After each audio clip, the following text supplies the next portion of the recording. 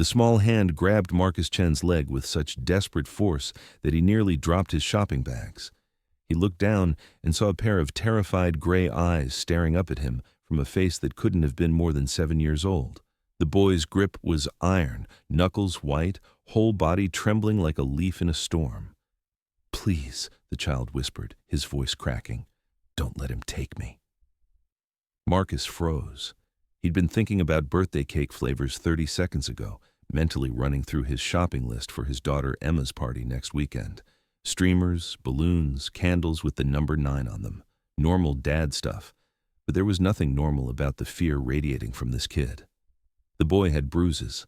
Marcus saw them immediately.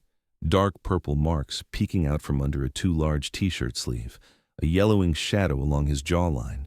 The kind of injuries Marcus recognized from a childhood he'd spent decades trying to forget. "Son," Marcus said quietly, keeping his voice steady. "What's wrong?" "He hurts me." The boy's fingers dug deeper into Marcus's jeans. "Please don't make me go with him." Marcus's combat instincts kicked in, the ones he'd honed over 2 tours in Afghanistan before he'd come home and tried to build a normal life.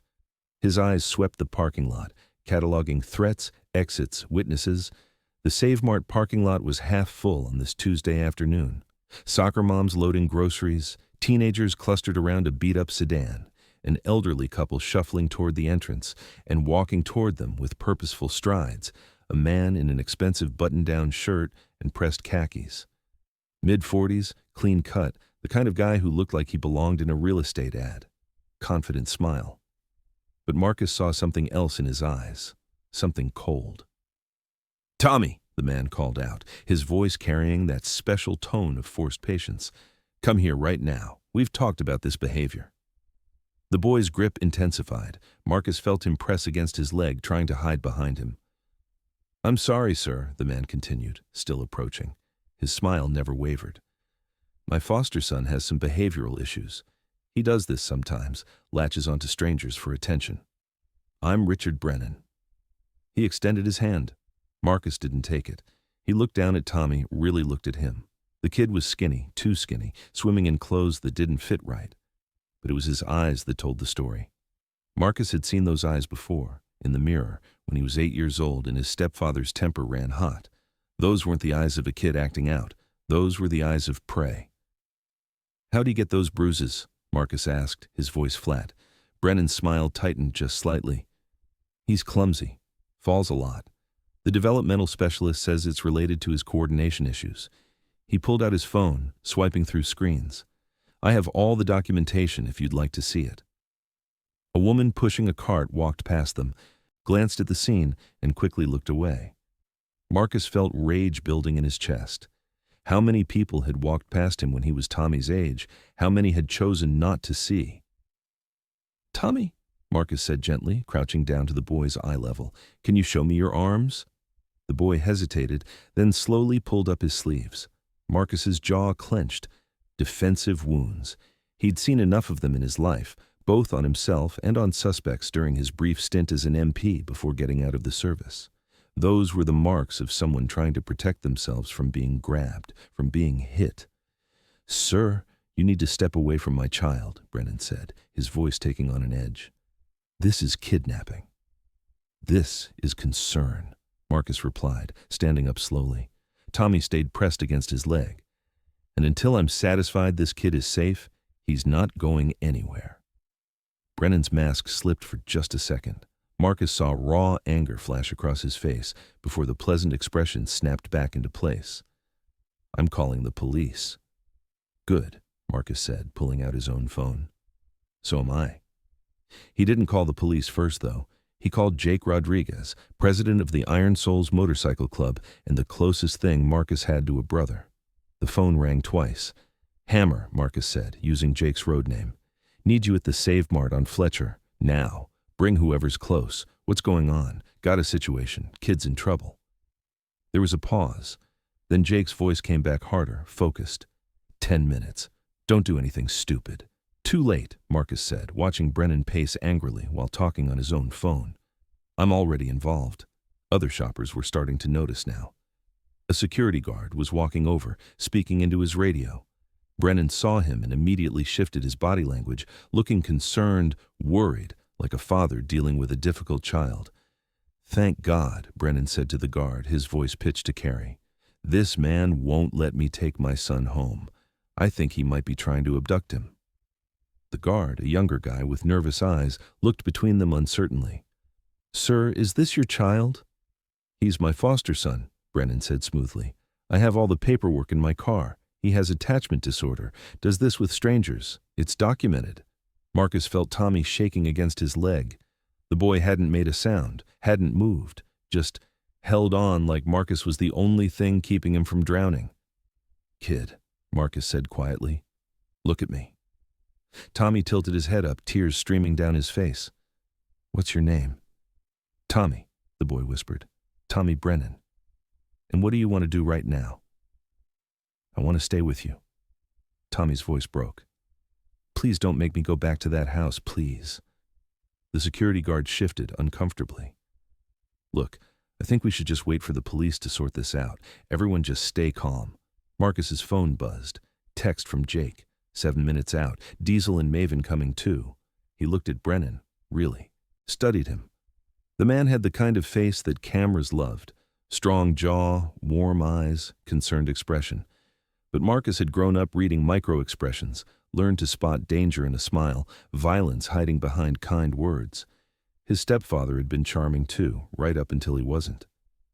"You got custody papers on you?" Marcus asked. Brennan's eyes narrowed. "I don't have to show you anything. You're not law enforcement." "No," Marcus agreed, "but I'm a citizen, and I'm witnessing what looks like a child in distress. So either you show me something official, or we wait for the cops. Your choice." "This is harassment," Brennan said, his voice rising slightly. "You bikers think you can intimidate anyone you want." Marcus hadn't mentioned being a biker. His leather vest was in his truck. He was wearing a plain t-shirt and jeans, which meant Brennan had made assumptions based on his appearance, the tattoos visible on his arms, the scars on his knuckles. Or Brennan had already been watching him before Tommy ran over. The rumble of motorcycles cut through the parking lot noise. 3 bikes pulled in, engines loud enough to make heads turn. Jake Rodriguez rolled up first, 6'2" of muscle and leather, his Iron Souls president patch visible across his back. Behind him came Diesel, a former construction foreman built like a mountain, and Maven, whose silver hair and grandmother appearance hid a woman who'd served 20 years as a Marine. They parked and walked over, not running, not aggressive, just present, solid. Backup. "What have we got?" Jake asked Marcus, his eyes already assessing the situation. "Kid grabbed me, said he's being hurt," Marcus replied. "Foster father here says it's behavioral issues. Kid's got bruises, defensive wounds, scared out of his mind." Maven crouched down beside Tommy, her voice gentle. "Hi, sweetheart, I'm Maven. Those are some nasty bruises. How'd you get them?" Tommy looked at her, then at Brennan, then back at her. His voice came out so quietly they almost couldn't hear it. "I fell down the stairs." But his eyes said he was lying. His eyes begged them to see through it. "This is getting out of hand," Brennan said, his composure starting to crack. "These people are harassing me and my son. They're trying to turn him against me." "We're just talking," Jake said calmly. "Nothing illegal about talking in a public parking lot." 2 police cruisers pulled in, lights flashing. Marcus felt Tommy's grip intensify to the point of pain. The boy was terrified, whole body rigid. A female officer got out of the first car, and Marcus felt a small surge of relief. Sandra Martinez. He knew her from the Veterans Center where he volunteered twice a month, helping other vets deal with PTSD. She was good people. "Marcus," Sandra said, walking over. "What's going on?" Before Marcus could answer, Brennan stepped forward, his mask fully back in place. "Officer, thank God you're here. This man has been preventing me from taking my foster son home. I believe he may have mental health issues. He's making wild accusations and he's got his gang here to intimidate me." Sandra's eyes flicked to Jake, Diesel, and Maven, then back to Marcus. Her expression gave nothing away. "That true, Marcus?" "Kid grabbed me, begged me not to let this man take him," Marcus said, keeping his voice level. "Said he's being hurt. He's got bruises all over, defensive wounds on his arms. I told him I'd keep him safe until we figured out what's going on. He has coordination issues, Brennan interjected. His caseworker can confirm everything. This is all documented. Sandra knelt down beside Tommy, her voice gentle. Hey there, I'm Officer Martinez. Can you tell me what happened? Tommy's eyes darted to Brennan, then to Marcus, then back to Sandra. The fear in them was palpable. I fell, he whispered. Look at me, honey, Sandra said. Just at me, nobody else. Are you scared right now? Tommy's lip trembled, then barely perceptibly he nodded. Are you scared of going home? Another nod, this one more definite. Brennan laughed, but it sounded forced. Officer, he does this. It's attention-seeking behavior. His therapist has explained it multiple times. He's been through trauma before I took him in. He's learning to manipulate adults. Then you won't mind if we verify everything, Sandra said, standing up. Mr. Brennan, I need to see ID and custody documentation. This is ridiculous, Brennan said, but he pulled out his wallet. Richard Brennan. I've been a licensed foster parent for 4 years. I currently have Tommy and 2 other children in my care. Everything is completely above board. Sandra examined his license, took photos of it with her phone. And the custody papers? In my car. Let's go get them, Sandra said. It wasn't a request. As they walked toward Brennan's Mercedes, Tommy finally spoke again, his voice so quiet Marcus had to strain to hear. My name's not really Tommy Brennan. It's Tommy Reeves. He just makes me use his last name. Marcus's blood ran cold. He looked at Jake, who'd clearly heard it too. Sandra returned with Brennan and a folder of papers. She reviewed them, her face unreadable. Everything appears to be in order. He has legal temporary custody through the county. Temporary? Maven asked. Tommy's in the foster system. His mother lost custody 8 months ago due to drug addiction. Father's whereabouts unknown. Mr. Brennan has been his placement for 6 months. And in those 6 months, Marcus said, his voice hard, how many times has this kid shown up with bruises? Brennan's jaw tightened. He's an active child. He plays rough. And quite frankly, I don't appreciate being interrogated in a parking lot like a criminal.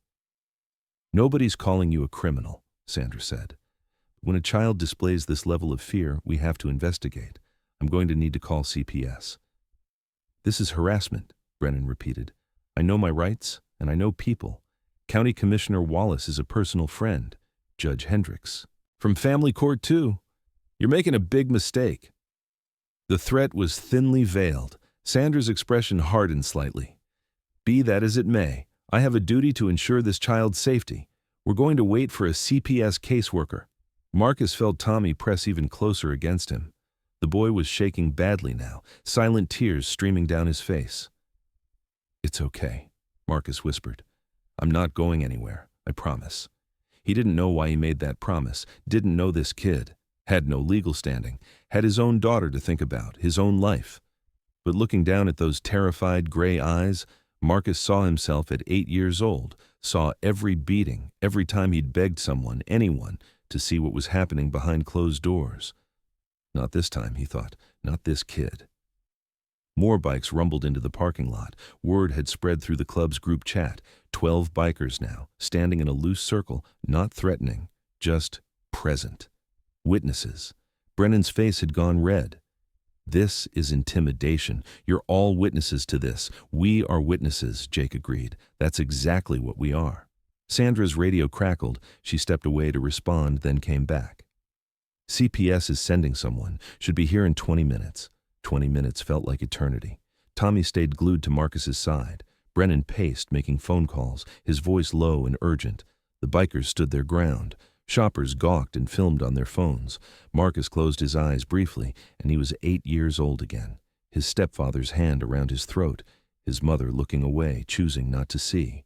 The teacher who'd noticed bruises but accepted the excuse about falling off his bike. The neighbor who'd heard screaming but never called anyone. All those people who could have helped but didn't. He opened his eyes and looked down at Tommy. Not this time. When he hurts me, Tommy whispered suddenly, so quietly only Marcus could hear, he tells me it's because I'm bad, that I make him do it, that nobody will believe me if I tell because I'm just a broken kid from a broken home. Marcus's hands clenched into fists. He forced himself to breathe, to stay calm. That's a lie, he said, his voice rough with emotion. You hear me? That's a lie. None of this is your fault. Tommy looked up at him with those ancient eyes, eyes that had seen too much. You promise? I promise, Marcus said, and I keep my promises. The CPS caseworker arrived in a battered Honda Civic that had seen better days. Jennifer Wu climbed out carrying a laptop bag and an expression that said she'd already made up her mind about this situation. She was maybe 35, dark circles under her eyes, the exhausted look of someone carrying too many cases and not enough hours in the day. Officer Martinez stepped forward to meet her, and Marcus watched them talk in low voices. Tommy hadn't moved from his position pressed against Marcus's leg. The boy's breathing had become shallow, rapid, panic breathing. It's going to be okay, Marcus murmured, though he wasn't sure he believed it. More motorcycles had arrived while they waited. The parking lot now held 43 bikes, their riders forming a quiet wall of leather and chrome. Nobody revved engines or made threats. They just stood there, solid and immovable, bearing witness. Marcus recognized most of them. There was Ghost, a former paralegal who ran a tattoo shop, Preacher, who actually was a preacher when he wasn't riding, Mama Bear, who fostered 3 teenagers and ran a youth center. These weren't criminals. These were people who showed up when family called, and somewhere in the last 30 minutes, Tommy had become family. Ms. Wu approached with Officer Martinez and Brennan trailing behind.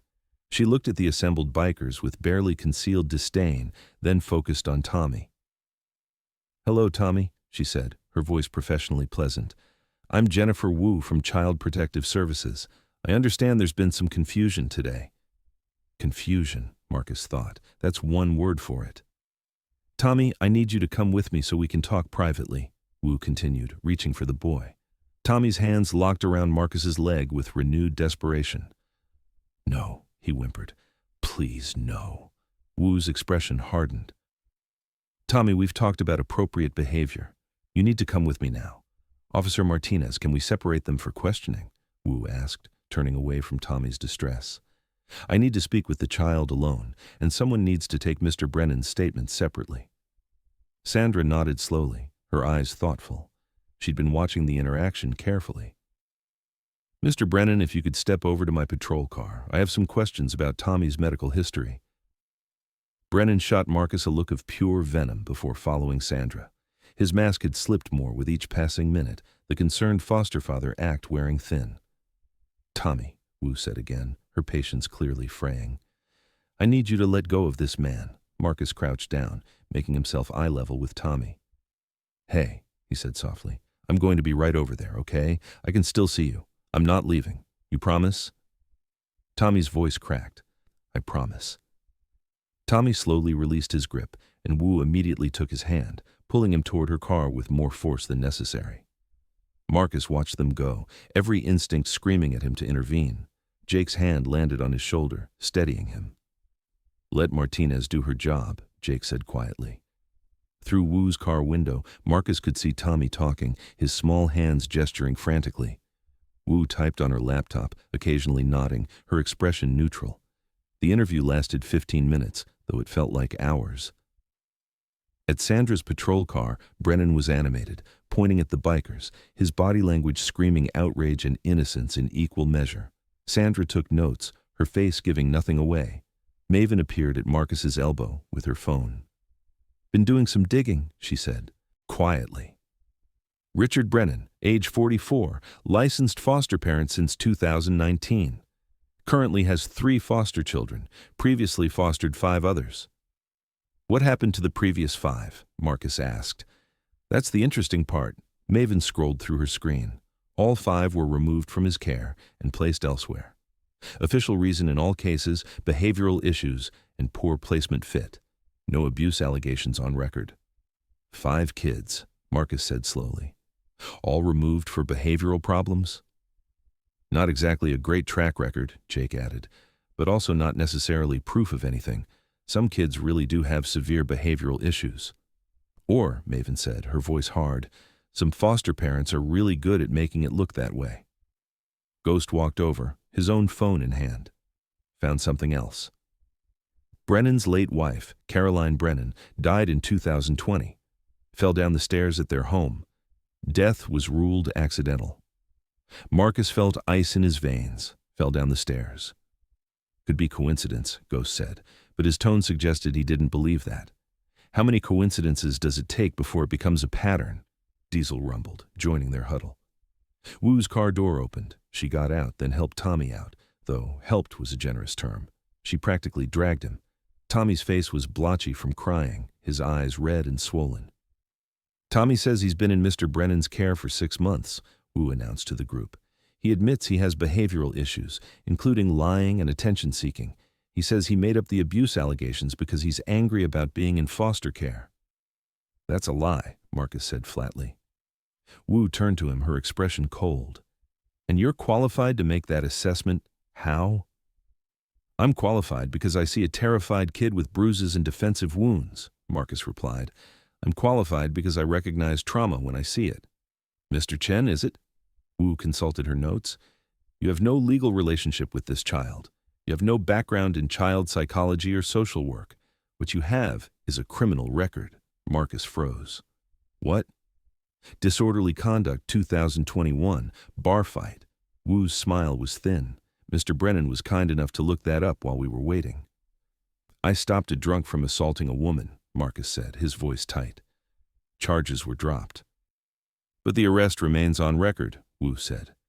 Which makes your judgment of a licensed, vetted foster parent somewhat questionable, doesn't it?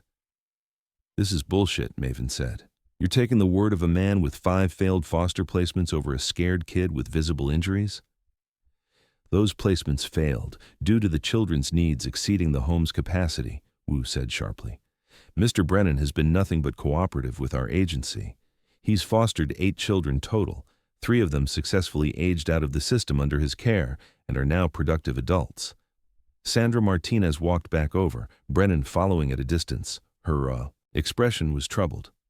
Ms. Wu, I have concerns about returning Tommy to Mr. Brennan's custody at this time. Based on what evidence? Wu demanded. Based on the child's visible distress, the bruising that needs medical evaluation, and inconsistencies in Mr. Brennan's explanations.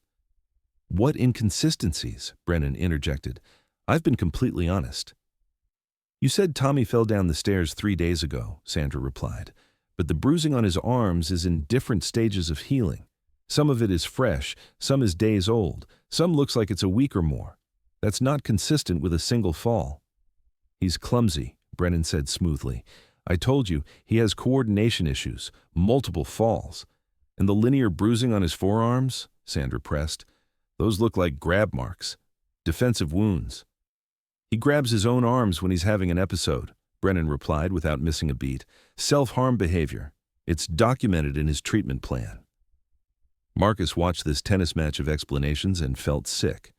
Brennan had an answer for everything, every bruise, every mark, every sign of abuse, carefully explained away with clinical terminology and therapeutic justifications. I want to see that treatment plan, Sandra said. It's at the house. Brennan pulled out his phone. But I can have my therapist send it over. Dr. Raymond Torres. He's been working with Tommy for 3 months. Wu's expression softened slightly. Dr. Torres is highly respected. If he's involved in Tommy's care, that's reassuring. I want Tommy medically evaluated, Marcus said. Right now. Independent examination. That's not your decision to make, Wu replied. However, she paused, looking at Tommy's pale, terrified face. I do think a medical evaluation would be appropriate. Standard procedure in cases like this. Cases like what? Brennan's voice rose. This is a witch hunt. I've done nothing wrong. That man, he pointed at Marcus, has turned my foster son against me in less than an hour. He's the one who should be investigated. The parking lot had drawn quite a crowd now, shoppers filming on their phones, a news van pulling into the far corner. This was becoming a spectacle, and Marcus could see Wu calculating the optics. Here's what's going to happen, Wu said in a tone that brooked no argument. Tommy will go to County General for a medical evaluation. Mr. Brennan will follow separately. I will review the medical findings and make a determination about placement. Tommy's going back to that house, Marcus said. It wasn't a question, pending the medical evaluation and absent evidence of immediate danger. Yes, Wu replied. Mr. Brennan has legal custody. No, Marcus said. The word came out harder than he intended. Wu's eyes narrowed. "Excuse me?" I said no. Marcus stepped forward. "That kid told me he's being hurt. He's terrified. Look at him. And you're going to send him back to the person he's afraid of?" "Mr. Chen, I understand you're emotionally invested, but this is not your decision." Wu's professional mask was cracking, showing frustration underneath. "The system has procedures." "The system fails kids every day," Maven interjected. "We've all seen it." "The system is all we have," Wu shot back, "and it's certainly better than vigilante bikers deciding they know better than trained professionals." Marcus looked at Tommy, who stood frozen, tears streaming down his face. The boy's eyes met his, and Marcus saw the moment hope died in them. Tommy had asked for help, had been brave enough to speak up, and now he was going to be sent back, just like Marcus had been, again and again, until he was old enough to run. Not this time. Marcus pulled out his phone and dialed a number he'd hoped he wouldn't need. It rang twice before a crisp voice answered. Amanda Morrison. "Shark, it's Marcus Chen, Iron Souls. I need you at Save Mart on Fletcher Avenue right now. Emergency." "What kind of emergency?" "The kind where CPS is about to send a terrified 7-year-old back to an abusive home, and I'm about to get arrested for not letting that happen." There was a pause. "Don't do anything stupid. I'm 15 minutes away." "Too late," Marcus said, echoing his earlier words to Jake. He hung up and looked at Wu. "We're waiting for my lawyer." "Your lawyer has no standing here," Wu said. "Then we'll see what a judge says," Marcus replied. "This is kidnapping," Brennan said, his voice rising. "Officer Martinez, arrest this man." Sandra looked between them all, clearly weighing her options. "Mr. Chen, you need to step aside." Marcus moved to stand between Tommy and Wu's car. No. The parking lot went silent. 43 bikers shifted, not threateningly, but definitely closing ranks, a wall of leather and loyalty. Jake moved to stand beside Marcus, then Ghost, then Maven and Diesel. One by one, the Iron Souls formed a barrier. "This is obstruction," Wu said, her voice shaking slightly with either anger or fear. "All of you can be arrested." "Then you better call for backup," Jake said calmly, "because we're not moving until that kid's safety is guaranteed." Sandra's radio crackled. She stepped away to respond, and Marcus could hear her requesting additional units and a supervisor.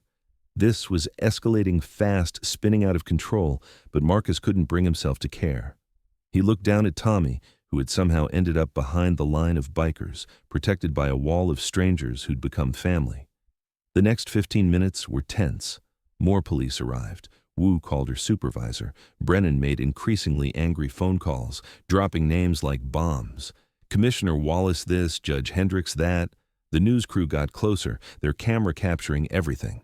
Then Amanda Morrison arrived. She was 5 feet 4 inches of pure legal fury in a designer suit, her briefcase probably worth more than Marcus's truck. Shark had earned her road name not from the Iron Souls, she wasn't a member, but from her reputation for destroying opposing counsel in court. She'd gotten 3 club members off on bogus charges, had fought custody battles, had gone to war with City Hall. She was expensive, but she was worth every penny. Amanda strode through the crowd like she owned the place, assessed the situation in 3 seconds, and went straight for Wu. "Jennifer Wu?" Amanda's voice carried. "I'm Amanda Morrison, attorney at law, representing Marcus Chen and advocating for the minor child Tommy Reeves. I'm filing for emergency protective custody on behalf of the child, and I'm demanding an immediate judicial hearing." "You can't file for protective custody," Wu sputtered. "You have no standing." "I'm filing as an officer of the court, advocating for a child in immediate danger," Amanda replied smoothly. "And unless you want this on the evening news with you as the caseworker who ignored clear signs of abuse, I suggest you cooperate." "This is highly irregular," Wu said, but her voice had lost its certainty.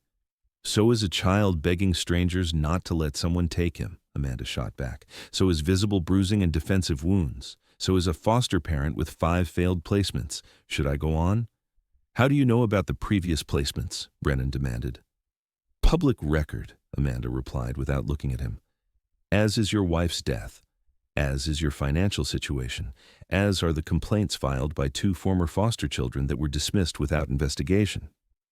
That last part was a bluff, Marcus realized. but it landed. Brennan's face went white. Those complaints were unfounded, he said. They were angry teenagers making things up. Funny how many angry teenagers you seem to produce, Amanda observed. Now, here's what's going to happen. Tommy is going to County General for a medical evaluation, but he's going into temporary state custody pending an emergency hearing. Not Mr. Brennan's custody, state custody. That's not your decision, Wu said weakly.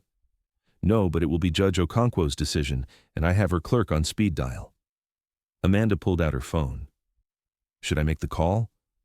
Wu looked at her supervisor, who'd arrived during Amanda's dramatic entrance.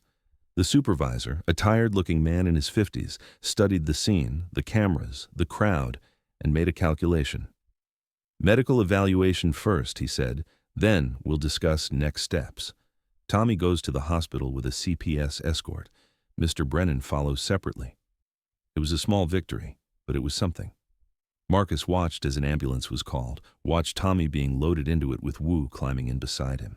The boy's eyes found Marcus through the back window, terrified and pleading. I'm following you, Marcus mouthed, pointing to his truck. 6 bikers mounted their motorcycles, forming an escort. Jake, Maven, Ghost, Diesel, Preacher, and Mama Bear. They surrounded Marcus's truck as he pulled out behind the ambulance, a protective convoy moving through traffic. Brennan stood in the parking lot, his expensive shirt rumpled, his mask completely gone. His face was twisted with rage as he watched them leave. He pulled out his phone and made one more call. Marcus couldn't hear what he said, but he read the man's lips clearly enough. You just made a huge mistake. I have friends in high places. Marcus's hands tightened on the steering wheel. Let him have his friends. Let him call in every favor. It didn't matter. That scared little boy had grabbed his leg and asked for help. And Marcus wasn't letting go until Tommy was safe. Consequences be damned. The convoy rolled toward County General, engines rumbling in the fading afternoon light, carrying a promise that wouldn't be broken. County General's pediatric wing smelled like antiseptic and fear. Marcus paced the waiting room floor, wearing a path in the linoleum, while Dr. Sarah Kim examined Tommy behind closed doors. Wu sat in the corner, typing furiously on her laptop. Amanda stood by the window, phone pressed to her ear, already working angles Marcus didn't understand. The examination took 90 minutes. When Dr. Kim finally emerged, her face told Marcus everything he needed to know before she said a word. We need to talk, she said quietly, gesturing to a small consultation room. Ms. Wu, you should hear this too. They filed into the cramped space. Dr. Kim pulled up x-rays on a light board, and Marcus felt his stomach drop. Tommy has 3 healed fractures, Dr. Kim began, pointing to the images. 2 ribs, approximately 3 months old, radius bone in his left arm, maybe 6 weeks. These weren't treated professionally. They healed on their own. He never said anything about breaking bones, Wu said, but her voice had lost its defensive edge. Because he was probably told not to, Dr. Kim replied sharply. There's also evidence of burn marks on his lower back and buttocks, circular patterns consistent with cigarette burns. Some scarring suggests these injuries occurred over an extended period. Marcus closed his eyes, fighting the urge to put his fist through the wall. Additionally, Tommy is severely underweight for his age and height. He's in the 5th percentile. His blood work shows signs of chronic malnutrition. Dr. Kim's voice hardened with each sentence. This child has been systematically abused for months, possibly longer. This isn't a case of a clumsy kid or behavioral issues. This is torture. Wu had gone pale. I need to make some calls. You need to make sure that kid never goes back to Richard Brennan, Marcus said, his voice rough. Mr. Chen is correct, Dr. Kim added. Returning Tommy to that environment would be medically and ethically unconscionable. Wu stepped out, phone already to her ear. Amanda followed, and Marcus could hear her sharp voice laying out legal strategy, demanding emergency hearings, citing case law. Dr. Kim looked at Marcus. You're the one who stopped him in the parking lot. Marcus nodded. Thank you, she said simply. Most people walk past. Yeah, Marcus said bitterly. I know, he found Tommy in a private room, curled up in a bed that looked too big for him. The boy wasn't sleeping, just staring at the wall with those ancient eyes. When he saw Marcus, something shifted in his expression, hope flickering like a candle in wind. You came back, Tommy whispered. Told you I would, Marcus said, pulling a chair close to the bed. I keep my promises. Are they going to make me go back? Not if I can help it. But Tommy had learned not to trust promises from adults. Marcus could see it in the way the boy's hands gripped the blanket, ready to run, ready to fight, ready for disappointment. Wu returned an hour later with news that made Marcus want to break something. The system's backed up, she said, and she looked genuinely distressed now. Emergency foster placements are full. We have 2 options, group home or emergency shelter care. What's the difference? Marcus asked. Not much, Wu admitted. Both are overcrowded. Both have issues. The shelter might be safer, but it's 45 minutes away, and Tommy would be the youngest one there. Most kids are teenagers with severe behavioral problems. So you're telling me after everything we've found, he's going to a place that might be just as traumatic? I'm telling you the system is broken, Wu said, anger bleeding into her voice. I have 17 active cases. Most of my colleagues have 20 plus. We don't have enough foster homes, don't have enough resources, don't have enough anything. I'm doing the best I can. Marcus stood abruptly. Then I'll do it. Everyone turned to look at him. I'll apply for emergency foster certification, Marcus said. I'll take him. Mr. Chen, that process takes weeks, Wu began. Then start it now, Marcus interrupted. And in the meantime, figure out how to keep him somewhere safe. You're not certified. You're not trained. Your Wu struggled for words. You met this child 3 hours ago, and in 3 hours I've done more to protect him than anyone else in his life, Marcus shot back, including you. Wu flinched, but didn't argue. Amanda stepped forward. I'll file for emergency kinship placement with the court. We can argue de facto parent status based on Tommy's expressed wishes and Marcus's intervention. He's not kin, Wu said. Kinship is about relationship, not just blood, Amanda replied. This child has bonded with Marcus in crisis. That bond has value. This is highly irregular, Wu said, but there was resignation in her voice. She'd seen enough to know Brennan was guilty. She was trying to work within a system that wasn't designed to move fast enough to save kids like Tommy. Marcus's phone buzzed. Text from Jake. Club meeting in 1 hour. Everyone's coming. The Iron Souls clubhouse was packed. 67 bikers filled the space. Some Marcus recognized, some he didn't. Jake had put out a call, and they'd answered. This wasn't just his chapter anymore. This was regional. Jake stood at the front, his president patch commanding respect. Here's what we know, he began, pulling up. Information on a laptop connected to a projector. Richard Brennan, 44, licensed foster parent, model citizen, and a predator who's been hiding in plain sight. Database stood up. Real name Dennis Tran, though everyone called him Database because he could find anything on anyone. I've been digging, he said, pulling up documents on the screen. Brennan's wife Caroline died 5 years ago. Official cause of death, accidental fall down the stairs. But here's what's interesting. He clicked to show a police report. Caroline's sister, Margaret Sullivan, filed a complaint claiming Caroline had told her she was afraid of her husband weeks before she died. She alleged abuse. Investigation was opened, then closed within 10 days due to insufficient evidence. Who closed it? Maven asked. Detective Curtis Morrison, Database replied. Who happens to be Richard Brennan's poker buddy? Of course he is, Ghost muttered. It gets better, Database continued. I found 3 of Brennan's former foster kids, 2 in Nevada, 1 in Oregon. All 3 aged out of the system. All 3 were removed from Brennan's care for behavioral issues. I made some calls. He pulled up a video file. A young woman appeared on screen, maybe 19 or 20, sitting in what looked like a dorm room. My name is Ashley Martinez, she said, her voice shaky. I was in Richard Brennan's foster care from age 13 to 14, 2020 to 2021. He hurt me. He hurt me a lot.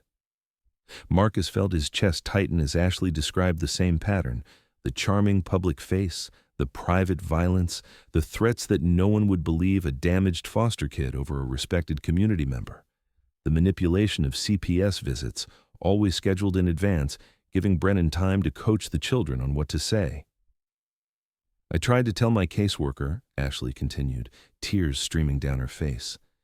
She said I was acting out because of my trauma history. When I showed her bruises, Mr. Brennan said I'd gotten into a fight at school. He had witnesses, other kids he'd paid to lie. I was removed from his home. but not because anyone believed me. They said the placement wasn't a good fit. Database played 2 more videos. Similar stories, similar patterns, same threats, same system failure. Why didn't anyone connect the dots? Preacher asked, his voice rough. Because the dots are in different case files, handled by different caseworkers in different counties, Wu said from the doorway. Everyone turned. She stood there looking exhausted and angry. I called my supervisor, told him what we found. He's reviewing Brennan's entire history, but here's the problem. She stepped into the room. Brennan is connected. His brother-in-law is County Commissioner Wallace. He plays poker with Judge Hendricks and Judge Morrison. He's on the CPS advisory board. He donates heavily to local charities and political campaigns. He's untouchable. Nobody's untouchable, Jake said. You don't understand, Wu continued. I've been told to proceed cautiously. That means slow. That means bureaucracy. That means Tommy has 72 hours before he either goes to a group home or back to Brennan pending a full investigation. 72 hours, Marcus repeated. 3 days. Mama Bear stood up, her weathered face set in grim lines. I run a youth center. I see about 40 kids a week. You know what they all have in common? They've all been failed by systems that were supposed to protect them. The room murmured agreement. So we don't wait for the system, Mama Bear continued. We build the case ourselves. We get evidence. We make noise. We make this so public that Brennan's friends can't protect him anymore. Database was already typing. I've got contacts in 3 states who work with foster care advocacy groups. I can spread this story wide. I know a reporter at Channel 7, Ghost added. She covers corruption. She'd love this. We need to be smart about this, Amanda warned.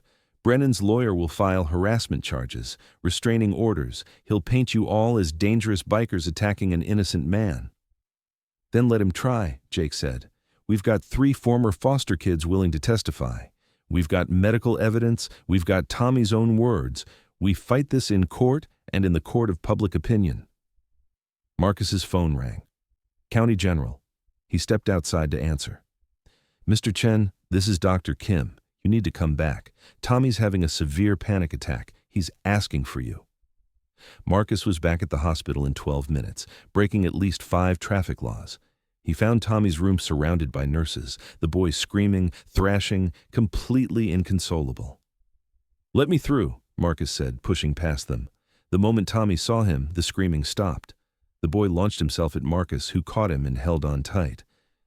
It's okay, Marcus murmured. I've got you. You're safe. He said he's coming back. Tommy sobbed into Marcus's shoulder. He said he's taking me home and he's going to punish me for lying. He called the hospital. He told the nurse to tell me. Marcus looked up at Dr. Kim, who nodded grimly. He called 40 minutes ago, demanded to know Tommy's condition. When we wouldn't let him speak to Tommy, he made threats, said the boy was going to be very sorry when he got home. Did you record it? Marcus asked. Hospital policy. All calls are logged. Dr. Kim smiled thinly. That threat is now documented evidence. Tommy wouldn't let go. Marcus ended up sitting in a chair with the boy in his lap, exactly like he used to hold his daughter Emma when she had nightmares. The memory was painful, beautiful, bittersweet. A child psychologist arrived an hour later. Dr. Raymond Torres, ironically the same therapist Brennan had name-dropped earlier. Torres was in his 60s, kind eyes behind wire-rimmed glasses. I need to speak with Tommy, he said gently. Mr. Brennan contacted me this evening, claiming Tommy was having a psychotic break and making false allegations. I wanted to see for myself. The evaluation took 2 hours. Torres brought art supplies, and Tommy drew. Picture after picture, a dark house with bars on the windows, though Marcus knew Brennan's house didn't have bars. Those were how Tommy felt, trapped. A small figure locked in a closet, a large, angry figure with red scribbles coming from his mouth, representing screaming. A picture of the parking lot with a man on a motorcycle and the word safe written in shaky letters. When Torres emerged, his expression was grave. He found Marcus and Amanda in the hallway. That child has severe complex trauma, Torres said without preamble. PTSD indicators, attachment disruption, trust issues. His drawings are textbook abuse documentation. The specificity of detail, the emotional content, the fear response. None of that can be faked by a 7-year-old. What about Brennan's claim of behavioral issues? Amanda asked. Reactive behavioral issues caused by abuse, Torres replied. When children are hurt, they act out. Then their abusers use that acting out as evidence that the child is the problem, not the abuse. It's a classic manipulation tactic. If Tommy goes back to Brennan, Marcus asked. Torres looked him in the eye. That child will not survive it. Maybe not physically, though that's possible. But psychologically, emotionally, he'll be destroyed. I'll put that in writing for the court. The story hit the news that night. Channel 7 ran it as their lead. Local bikers rescue abused foster child from predator posing as model parent. They interviewed Marcus, showed footage from the parking lot, talked to Dr. Kim on background about the medical findings without violating privacy laws. The response was immediate and split. Social media exploded. Half the comments praised the Iron Souls. The other half called them vigilantes, accused them of harassment, demanded they be investigated. Brennan gave his own interview, looking haggard but determined. I'm a victim here, he said, his voice cracking with practiced emotion. I've dedicated 4 years to helping troubled children. Now I'm being attacked by a motorcycle gang because one child had a behavioral episode in public. This is character assassination. His lawyer appeared next to him, announcing they'd filed restraining orders against Marcus Chen and 12 other named Iron Souls members. A judge, one of Brennan's poker buddies, granted a temporary order. Marcus couldn't come within 500 feet of Brennan, which meant he couldn't be in the courthouse when the hearing happened. 72 hours became 68, then 60, then 48, clock ticking down. Amanda filed motion after motion, building a paper trail, demanding expedited hearings. Database spread the story to foster care advocacy groups, abuse survivor networks, victims' rights organizations. The 3 former foster kids went public with their stories. Marcus spent every moment he could at the hospital. Tommy barely slept, barely ate. The nightmares were constant. The only time the boy calmed was when Marcus was there, reading to him, talking about motorcycles, about his daughter Emma, about anything except what was going to happen when the 72 hours ran out. On the second night, Tommy drew another picture. 2 figures, one big and one small, holding hands. Above them, he'd written in careful letters, "My family." Marcus stared at that drawing until his vision blurred. Dr. Torres found him in the hallway at 2 a.m. Neither of them could sleep. You know what's going to happen, Torres said quietly. The system's going to fail him. It always does. Not this time, Marcus replied. You can't save everyone. Marcus thought of his daughter Emma, safe at her mother's house, probably asleep in her princess bed. He thought of his son Jacob, dead 3 years now from leukemia, that no amount of love or money could fix. He thought of himself at 8 years old, begging someone, anyone, to save him. No, Marcus said, but I can save this one. At 40 hours remaining, Brennan's connections made their move. The restraining order was extended. The emergency hearing was delayed pending review. Suddenly, there were questions about Marcus's fitness, his criminal record, his mental health. Questions about the Iron Souls' alleged criminal activities, never proven but heavily implied. The system was circling its wagons, protecting its own. But Amanda Morrison didn't get her nickname by giving up. She filed with the state appeals court. She got foster care advocacy groups to file amicus briefs. She got 3 retired judges to sign letters questioning the handling of the case. She made noise, loud and lawyerly and completely undeniable. At 24 hours remaining, Judge Patricia Okonkwo agreed to an emergency hearing. Okonkwo wasn't one of Brennan's poker buddies. She was known as a hard-ass who'd been a foster kid herself, had fought her way through law school, and had 0 tolerance for people who hurt children. The hearing was set for 10 o'clock the next morning. Marcus couldn't be there because of the restraining order, but 43 Iron Souls could, and they were bringing receipts. The press conference happened at 8 o'clock in the morning, 48 hours before the hearing. Richard Brennan stood on the steps of his church, flanked by his lawyer and Pastor Matthews, a man whose influence reached into every corner of local politics. Brennan had dressed carefully, pressed khakis, blue sweater, reading glasses that made him look professorial and kind. Behind him, a banner read, Faith Community Foster Care Initiative. Marcus watched the live stream from the hospital waiting room, his phone screen showing Brennan's performance in high definition. I want to address the false accusations that have been leveled against me, Brennan began, his voice steady and pained. For 4 years, I've opened my home to children who desperately needed stability and love. I've sacrificed my time, my resources, my privacy to help kids that society had given up on. He paused, letting emotion crack his voice just enough. Now I'm being targeted by a motorcycle gang because one of my foster children had a behavioral episode in a public parking lot. These men, these bikers, they saw an opportunity. They saw a chance to play hero, and they've turned my life into a nightmare. The reporters ate it up. Questions flew. Is it true they threatened you? Are you afraid for your safety? What about the other children in your care? I'm terrified, Brennan admitted. These are dangerous men with criminal records. They've harassed me, stalked me, filed false reports, and poisoned a traumatized child against me. Tommy needs help, professional help, not vigilante justice from thugs on motorcycles. Marcus's hands clenched so hard his knuckles cracked. Maven, sitting beside him, put a steadying hand on his arm. His lawyer stepped forward. We've filed restraining orders against Marcus Chen and 12 other members of the Iron Souls Motorcycle Club. We're also exploring criminal charges for interference with lawful custody and potential kidnapping. The word kidnapping sent a ripple through the press corps. Furthermore, the lawyer continued, we've uncovered disturbing information about Mr. Chen. He has a criminal record. He's been involved in multiple altercations. And most troubling, he lost custody of his own daughter 3 years ago. This is not a man who should be making decisions about vulnerable children. That last part was a lie, a twisted version of truth. Marcus had joint custody of Emma. His ex-wife had primary physical custody because Marcus worked long hours and traveled for his contracting business. But Brennan's lawyer made it sound like Marcus was unfit, dangerous, a threat. The narrative was shifting. What had started as a rescue was being reframed as an attack. Social media lit up with competing hashtags. Save Tommy versus Defend Brennan. Think pieces about vigilante justice. Op-eds about the foster care system. Everyone had an opinion, but the truth was getting buried under spin.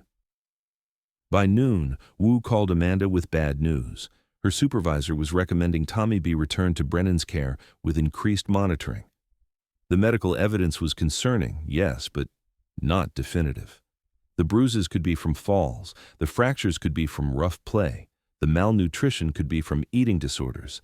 Every piece of evidence had an alternative explanation, and Brennan's connections were pushing those explanations hard. No, Marcus said when Amanda told him. Absolutely not. Marcus, Amanda said carefully, we might not have a choice. If the court orders it, then we make sure the court doesn't order it, Marcus replied. Whatever it takes. Jake found him in the hospital parking lot an hour later, staring at his phone, at pictures of his son Jacob.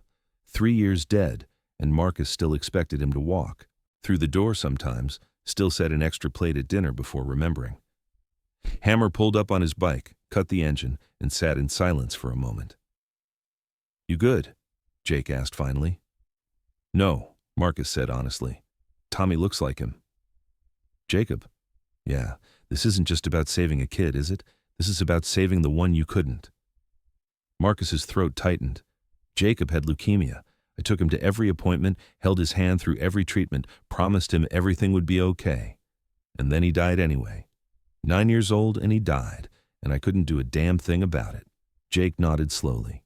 And Sarah left. She couldn't look at me anymore, Marcus said. Every time she did, she saw Jacob. We tried for 6 months after the funeral, but we were just ghosts haunting each other. So yeah, she left. Took Emma across town. I get her on weekends when I'm not working. And I try not to think about the fact that I failed my son. You didn't fail him, Jake said firmly. I let him die, Marcus replied, the words he'd never said out loud before finally breaking free. I was supposed to protect him, and I let him die.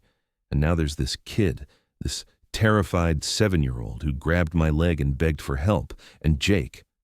I can't fail again. I can't. Jake stood, walked over, and gripped Marcus's shoulder. Then we don't fail. Simple as that. He pulled out his phone and made a call. When he spoke, his voice carried the authority of a man who'd led men in combat, in business, in brotherhood. This is Jake Rodriguez, Iron Souls president. I'm calling national.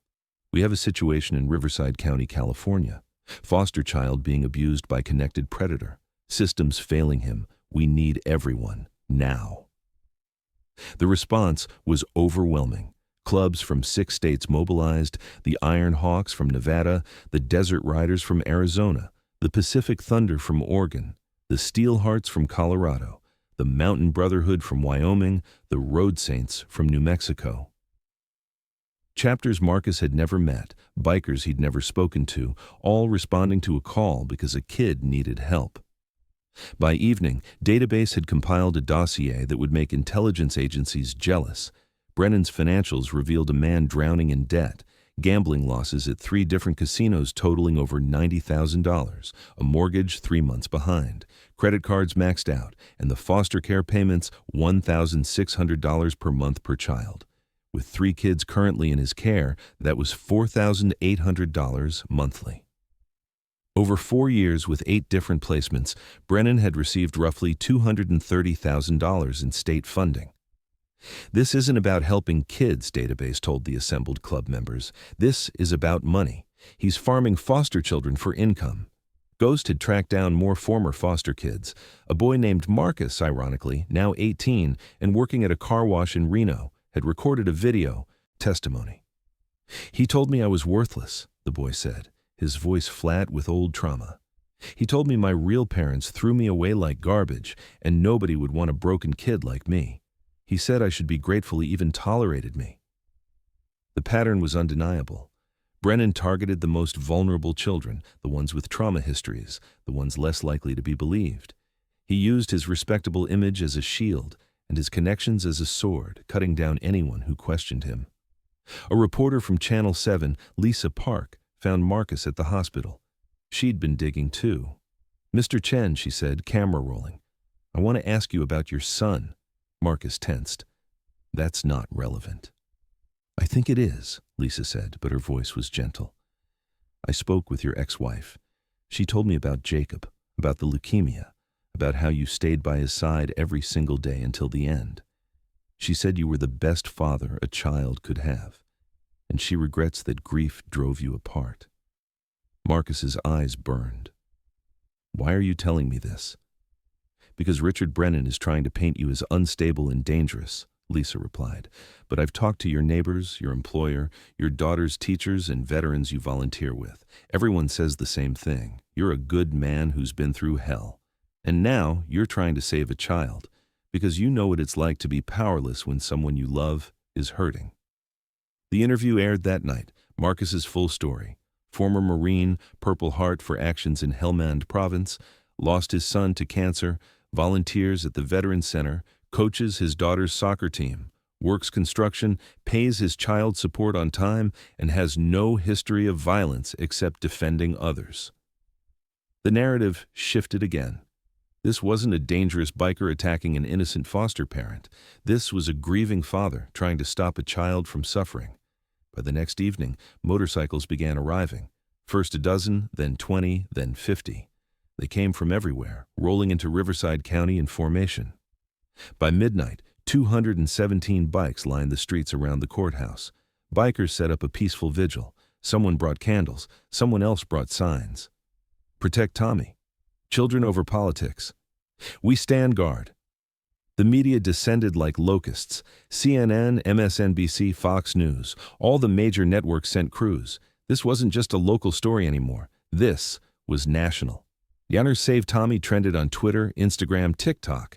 Millions of people watching, weighing in, demanding justice. Maven organized the vigil with military precision, shifts rotating every 4 hours. No alcohol, no weapons, no aggressive behavior. Just presence, just witnesses, just people refusing to look away. Marcus walked through the crowd at 2 a.m, unable to sleep.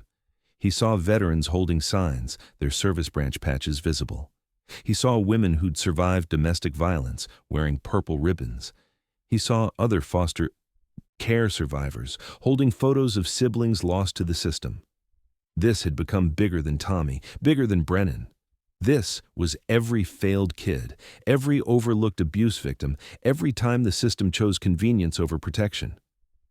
An older woman stopped him. She was maybe 70, wearing a leather vest covered in memorial patches. "My grandson was in foster care," she said quietly. "They sent him back to an abusive home 5 times, said there wasn't enough evidence. He killed himself when he was 15. So I ride now. I ride for kids like him, kids like Tommy, kids who just need one person to believe them." Marcus's chest ached. "I'm sorry." "Don't be sorry," she said fiercely. "Be loud, be persistent, be the person who doesn't give up. Because that's all these kids have, people who refuse to walk away." Anonymous tips started flooding in. A former neighbor of Brennan's called database, her voice shaking with fear and guilt. "I saw him grab Tommy by the throat and throw him against the garage door. This was 2 months ago. I wanted to call the police, but my husband said we shouldn't get involved. I can't stop thinking about it. I should have called." Another tip came from across the country. A man named Michael Brennan, Richard's estranged son, sent a video message. "My father is a monster," Michael said, his face haggard. "He beat me throughout my childhood, sent me to the hospital twice. My mother tried to protect me, and he killed her. I know he did. The police said it was an accident, but she told me she was leaving him. She had divorce papers hidden in her car. 3 days later, she was dead." Michael's testimony was the smoking gun. Adult child of the accused, willing to testify, credible and specific. Database dug deeper into Brennan's finances and found the desperation: casino debts, loan sharks, payment plans. The foster care income wasn't just supplemental, it was survival. Brennan couldn't afford to lose his license or his current placements. He was financially trapped, which made him dangerous. Dr. Torres submitted his psychological evaluation to the court. Tommy Reeves displays severe complex post-traumatic stress disorder, anxiety disorder, and attachment disruption consistent with chronic abuse. His bond with Marcus Chen, while formed rapidly, is a healthy protective attachment. Severing this bond at this time would cause additional trauma. Returning Tommy to Richard Brennan's custody would be catastrophically harmful and potentially fatal. The court filing was 5 pages of clinical language that boiled down to one thing: sending Tommy back would destroy him. On the morning of the hearing, Brennan made his fatal mistake. He arrived at the courthouse surrounded by armed security, looking paranoid and defensive. A reporter from Fox News pushed through the crowd with a microphone. "Mr. Brennan, do you have any comment on the allegations?" Brennan snapped. "Get that camera out of my face. You people are vultures. This is a witch hunt. That kid is a liar. He's damaged goods. He was broken when I got him, and he'll always be broken. I tried to help him, and this is what I get? The camera caught everything: the rage, the contempt, the mask completely off, damaged goods, broken, the words that revealed how he really saw the children in his care. The video went viral within minutes. Is this the face of a loving foster parent?" The headline screamed. Brennan's lawyer tried damage control, claiming exhaustion and stress, but it was too late. The world had seen the real Richard Brennan. Inside the courthouse, Judge Patricia Okonkwo was reviewing files. She was 62, had served on the bench for 20 years, and had been a foster child herself until she aged out at 18. She knew the system's failures intimately, had lived them, and had built a career on protecting children the way no one had protected her. The courtroom filled quickly. Amanda Morrison sat at one table, files stacked like weapons. Brennan's lawyer, looking significantly less confident than before, sat at the other. Wu was present, looking conflicted and tired. Dr. Kim and Dr. Torres sat in the gallery, ready to testify. Marcus couldn't be there because of the restraining order. He sat in the hospital with Tommy, watching the live stream on his phone. Jake and 43 iron souls filled the courthouse seats, leather vests and solemn faces. The rest of the bikers remained outside, a silent wall of solidarity. Veterans groups had joined them, child advocacy organizations, foster care reform activists. The crowd had swelled to over 500 people, all holding vigil, all demanding justice. News helicopters circled overhead. The story had consumed the news cycle. Politicians were weighing in. The governor of California had released a statement calling for a full review of the foster care system. The state attorney general announced an investigation into Richard Brennan and any officials who'd protected him. Inside room 214, Judge Okonkwo entered, and everyone stood. "Be seated," she said, her voice carrying authority earned through decades of fighting. Her eyes swept the room, lingering on the Iron Souls members, then on Brennan, who looked diminished somehow, his expensive clothes and polished appearance unable to hide the desperation underneath. "We're here for an emergency custody hearing regarding Tommy Reeves, age 7, Judge Okonkwo began. "I've reviewed the medical evidence, the witness statements, and the psychological evaluations. I've also watched Mr. Brennan's interview from this morning." Brennan's lawyer stood. "Your Honor, my client was under extreme duress. Your client called a 7-year-old child damaged goods on camera," Judge Okonkwo said coldly. "Sit down, counselor. We have a lot to cover." Outside, the vigil continued. Candles flickering in daylight, signs held high, engines silent but ready. 217 bikers and 300 more supporters all waiting for one thing: justice.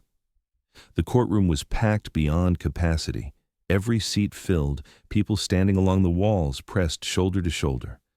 The Iron Souls sat in the first 3 rows behind Amanda's table, a wall of leather and solidarity. Maven had tissues ready. Ghost had his phone recording every second, documenting for posterity. Jake sat stone-faced, but his hands were clenched tight on his knees. Amanda Morrison stood and approached the bench, her heels clicking on the courtroom floor with the rhythm of war drums. "Your Honor," she began, her voice clear and unwavering, "the evidence we present today is not circumstantial. It is not ambiguous. It is damning, comprehensive, and utterly conclusive." She pulled up the first exhibit on the courtroom's display screen. Medical reports from Dr. Sarah Kim appeared, x-rays showing healed fractures in stark black and white. Tommy Reeves has 3 healed fractures that were never professionally treated. 2 ribs, 1 arm. He has burn marks consistent with cigarette burns. He is severely malnourished, testing in the 5th percentile for his age and height. Amanda's voice remained steady, but everyone heard the controlled fury underneath. "This is not a clumsy child. This is a tortured child." Brennan's lawyer, Stephen Harwick, stood quickly. "Objection, Your Honor. Inflammatory language. Overruled," Judge Okonkwo said without looking up from her notes. "Continue, Ms. Morrison." Amanda clicked to the next exhibit.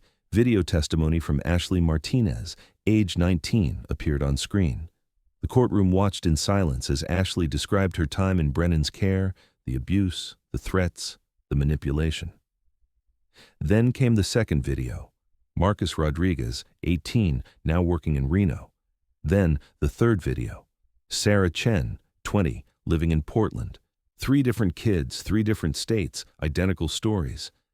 "Pattern evidence," Amanda said. "Mr. Brennan has perfected a system. He targets the most vulnerable children, those with trauma histories who are less likely to be believed. He maintains a pristine public image while committing systematic abuse in private. And when children try to speak up, he uses their own trauma against them, claiming behavioral issues and psychological problems." She pulled up Brennan's financial records next, obtained through legal discovery. "Your Honor, Mr. Brennan receives $1,600 per month per foster child. With 8 placements over 4 years, he has received approximately $230,000 in state funding. Meanwhile, his personal finances show gambling debts exceeding $90,000, a mortgage 3 months in arrears, and maxed credit cards." Amanda let that information settle over the courtroom like toxic dust. This is not about helping children. This is about money. These children are income sources, and when they become problematic, when they start talking, they're removed and replaced. Harwick stood again, his composure cracking. "Your Honor, this is speculation and character assassination. My client's financial difficulties are irrelevant to his capabilities as a foster parent." "Are they?" Judge Okonkwo asked, her voice sharp as a blade. "Because financial desperation is absolutely relevant to motive." "Sit down, Mr. Harwick," Amanda continued, methodical and relentless. She presented Dr. Torres's psychological evaluation, reading key passages aloud. Tommy Reeves displays severe PTSD. His attachment to Marcus Chen is healthy and protective. Returning him to Richard Brennan would be catastrophically harmful. She showed photographs of Tommy's bruises, defensive wounds on his arms where he'd tried to protect himself. She played the recording of Brennan's threatening phone call to the hospital. She showed Brennan's viral video from that morning, his face twisted with contempt as he called Tommy damaged goods. Finally, Amanda played Michael Brennan's video testimony, Richard Brennan's own son, describing years of abuse, describing his mother's suspicious death, describing the pattern that had continued with foster children. When she finished, the courtroom was silent except for muffled crying from several spectators. "Your Honor," Amanda concluded, standing tall, "the evidence is overwhelming. Richard Brennan is a predator who has exploited the foster care system for years. He has hurt multiple children. He has manipulated officials, and he will continue to do so unless this court acts decisively today. We ask that emergency custody be granted to the state, that Mr. Brennan be permanently removed as a foster parent, and that a criminal investigation be initiated immediately." She sat down. The air in the courtroom felt charged, electric with tension and expectation. Harwick stood, adjusting his tie nervously. "Your Honor, the defense contends that this entire situation has been orchestrated by a motorcycle gang with a vendetta. Mr. Chen and his associates have harassed my client, influenced a traumatized child, and manufactured evidence." Judge Okonkwo's expression could have frozen fire. "You're claiming medical evidence was manufactured?" "I'm claiming interpretation can be biased," Harwick replied, but his voice lacked conviction. "Children do get injured through play. Fractures can happen from sports or rough housing. The financial difficulties are circumstantial, and the testimony of troubled young adults who aged out of foster care should be viewed skeptically, as they may harbor resentment.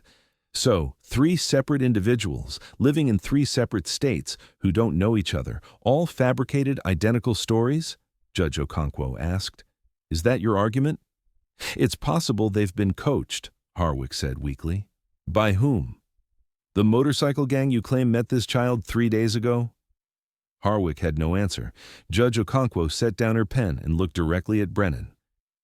"Mr. Brennan, I'm going to do something unusual. I'm going to speak with Tommy myself, privately in my chambers. Just him and me." Harwick stood quickly. "Your Honor, that's highly irregular." "So is everything about this case," Judge Okonkwo replied. "We're in recess for 20 minutes. The wait was excruciating. Marcus watched from the hospital on his phone's live stream, Tommy beside him on the bed. The boy was terrified, hands gripping Marcus's shirt. "What if she sends me back?" Tommy whispered. "She won't," Marcus said, praying he was right. "Judge Okonkwo is fair. She'll listen to you." At the courthouse, no one spoke. Jake sat motionless. Amanda reviewed her notes for the 100th time. Brennan stared at his hands, his face gray. Wu sat in the back, looking like she might be sick. 20 minutes felt like 20 hours. Then the chamber door opened. Judge Okonkwo walked out first, her expression unreadable. Behind her, holding her hand, was Tommy. The boy was small in the large courtroom, wearing hospital clothes that were too big. His eyes scanned the crowd until they found the live stream camera. He couldn't see Marcus, but he looked at the lens like he knew Marcus was watching. Judge Okonkwo helped Tommy into the witness chair, then returned to her bench. She was quiet for a long moment, gathering herself. When she spoke, her voice was steady but carried emotion underneath. "I was a foster child," she said, and the courtroom stirred with surprise. "I spent 10 years in the system. I aged out with nothing but a garbage bag of belongings and a lot of trauma, so I understand what these children go through better than most people in this room." She looked at Brennan, and her eyes were cold. "I've heard enough. Based on the medical evidence, the witness testimonies, the psychological evaluations, and my conversation with Tommy, I am ruling as follows." The courtroom held its collective breath. Emergency custody is granted to the state of California. Tommy Reeves will not be returning to Richard Brennan's home. Furthermore, Mr. Brennan, you are hereby permanently removed from the foster care system. Your license is revoked effective immediately. The 3 other children in your care will be removed today and placed in safe environments. Brennan's face went white. Additionally, Judge Okonkwo continued, I am recommending a full criminal investigation into Richard Brennan for child abuse, fraud, and possible involvement in the death of his late wife, Caroline Brennan.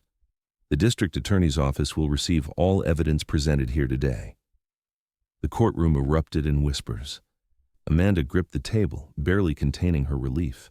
But Judge Okonkwo wasn't finished.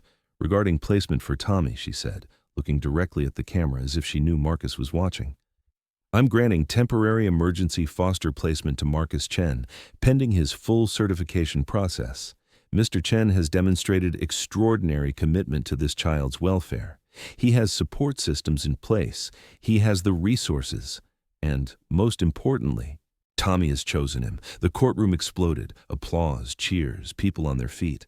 Jake pulled Maven into a hug. Ghost wiped his eyes behind his sunglasses. The Iron Souls roared their approval. Harwick was on his feet, shouting, "Your Honor, you can't do this. My client has rights. This is a violation of due process."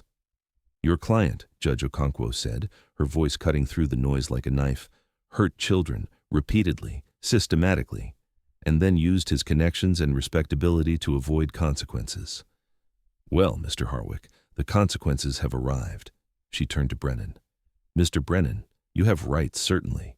You have the right to remain silent. You have the right to an attorney, which you already have. But children have rights too. The right to safety, the right to protection, the right to be believed when they ask for help. And today, those rights take precedence." Brennan stood, his face red with rage and humiliation. "You can't do this. Do you know who I am? Do you know who my friends are? Commissioner Wallace will hear about this, Judge Hendricks." Judge Okonkwo smiled coldly. "Please do call them. I'd love to know which officials have been protecting you. It will make the investigation much more interesting." She raised her gavel. "This hearing is adjourned." The sound of wood hitting wood was like a gunshot, final and absolute. At the hospital, Marcus's phone slipped from his hands. Tommy looked up at him, eyes wide and disbelieving. "Did she say?" Tommy started. "Can I stay with you?" Marcus pulled the boy into his arms, tears streaming down his face. "Yeah, kid, you can stay with me." Outside the courthouse, 217 bikers waited in formation. When Jake emerged and gave the signal, they stood beside their bikes, a corridor of chrome and leather stretching from the courthouse steps to the street. Marcus arrived 20 minutes later with Tommy. The boy was overwhelmed by the crowd, pressing close to Marcus's side. Maven approached gently, kneeling down to Tommy's level.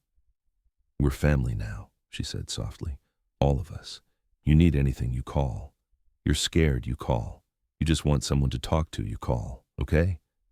Tommy nodded, still processing. Marcus carried Tommy toward his truck, the bikers forming an honor guard on either side.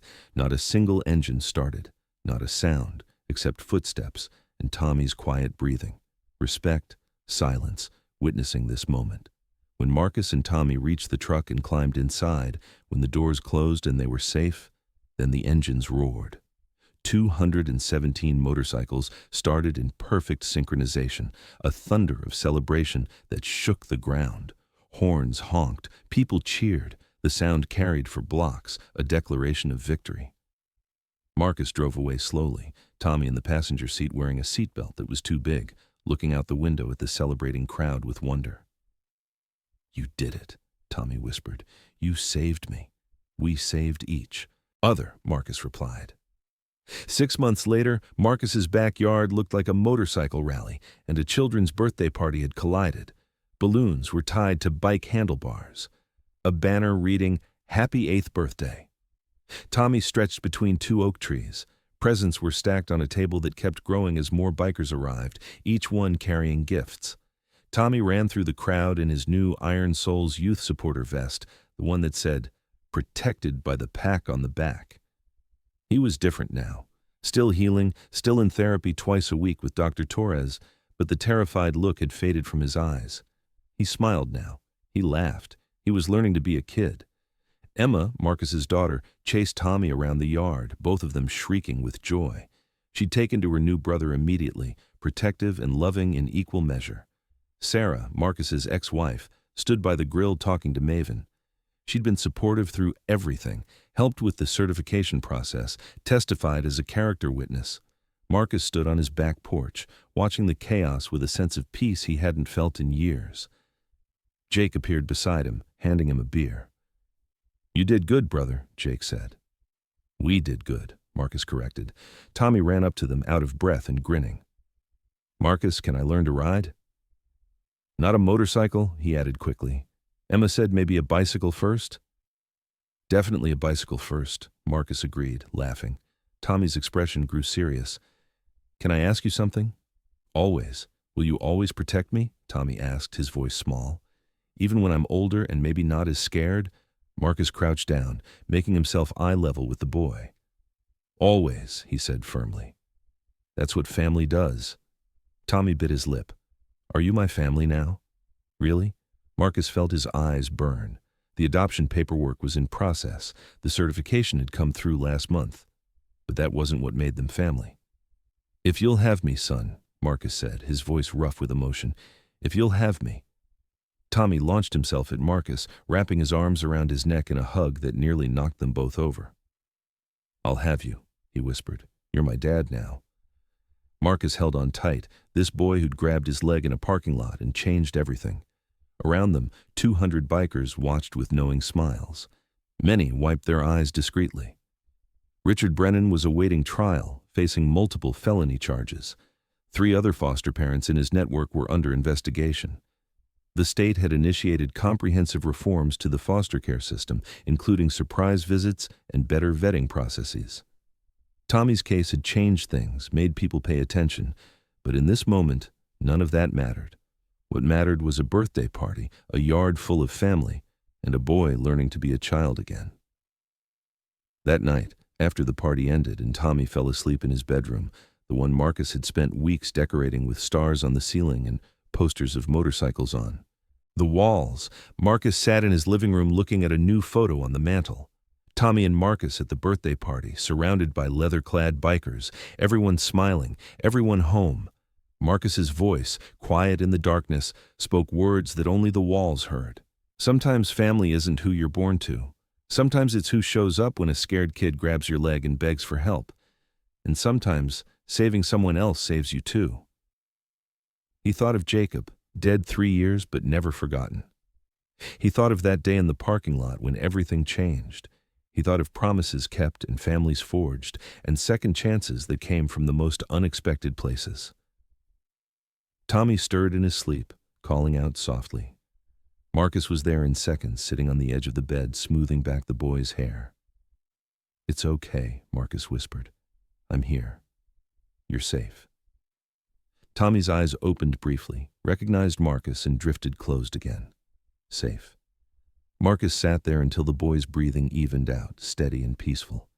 Then he returned to the living room, to that photo on the mantel, and finally let himself believe it.